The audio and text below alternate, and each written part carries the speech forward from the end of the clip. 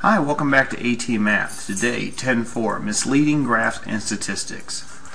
Now, what they mean by misleading is everything they're going to show you is factual, but is put in a way to give you a different impression than the facts believe.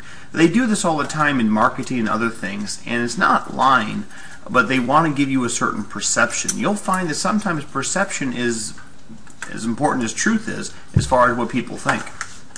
For instance, the graph shows the size of tomatoes on plants that were treated with different fertilizers. Now, if you see here, explain why the graph's misleading. Notice how it is 82.8, 81.9, 83.4, and 85.2. Notice how much larger the tomato plant looks, that's 85.2, versus the other ones. But when you think about the difference in the actual size of the tomato, 85 grams versus 81 could be the difference between this and this.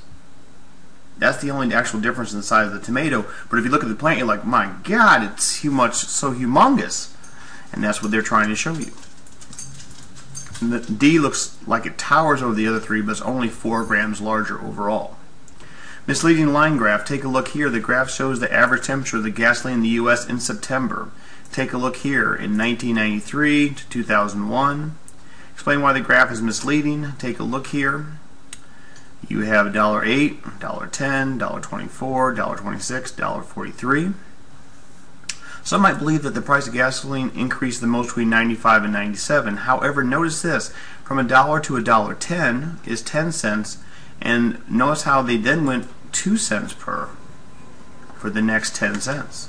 Then they scrunched it at 20-cent intervals. So what they did was they actually took the Y value, the price, and they went ahead and stretched it where they wanted to show a big increase, and they squinched it to make it look like it didn't grow much after that. So if you were trying to say, wow, gas prices rose from here to here and look at this giant line, actually they did rise, but they only rised 14 cents over those 2 years, but it makes it look like it jumped, a whole lot more. A circle graph compares each category of a data set to the whole. When any category is not represented in the graph, it may appear that other category represents a greater percentage.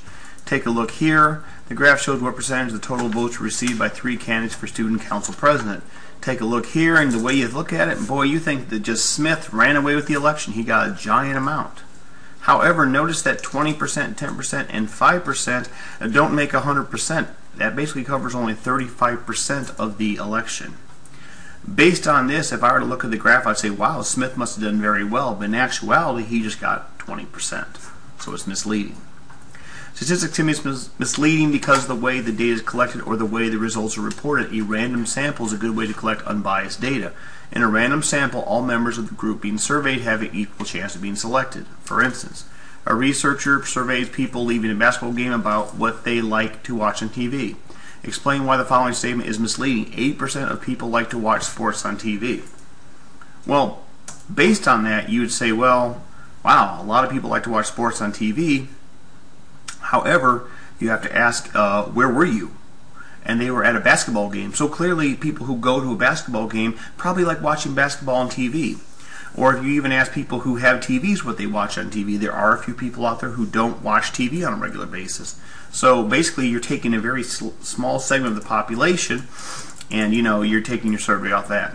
For instance, if you went to Domino's Pizza, and you went only to Domino's Pizza, and you ask customers at Domino's Pizza, hey, what type of pizza do you like to eat? And they'll say, hey, I got Domino's right in front of me. I guess I like eating Domino's. It's not an unbiased thing. And so you have to be careful with misleading statements. There is more to this, but that's your basic idea. Go ahead and we'll take a look through your section here. We'll talk more about the next day. Thanks. Bye.